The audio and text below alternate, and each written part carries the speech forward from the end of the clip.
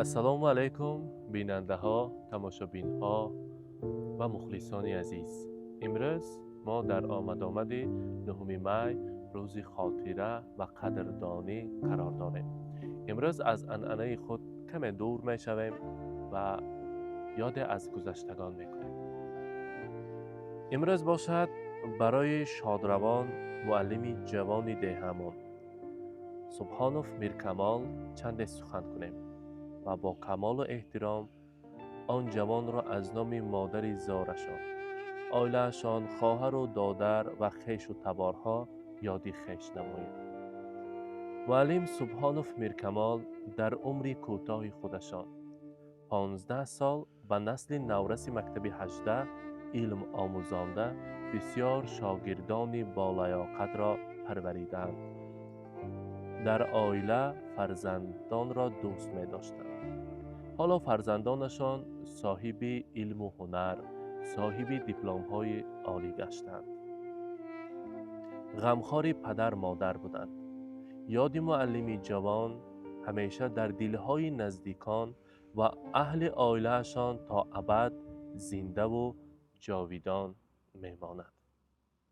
یامغر یاغر qor ostida ko'p mazor, qabrlarning birida men sho'rlikning dadam bor.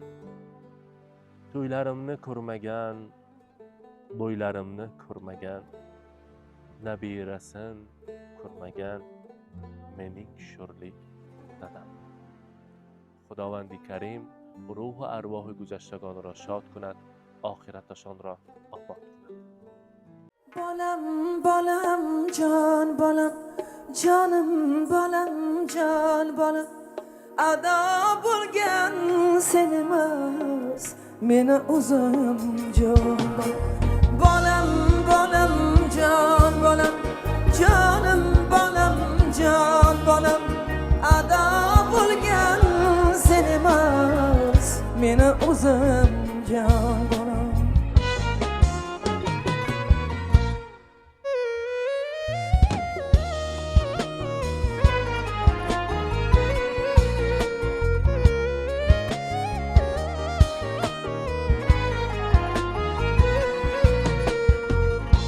Yaman nazar tegib to'kildimi munchoqi, bir yaman nazar tegib to'kildimi munchoqi, endi hurlar allasi bo'ladi ovunchoqi.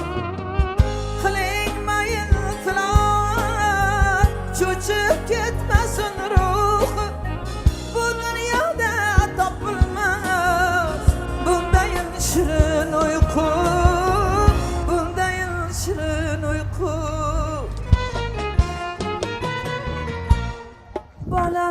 Bolam jon bolam, jonim bolam jon bolam, ado bo'lgan sen emas, meni o'zim jon.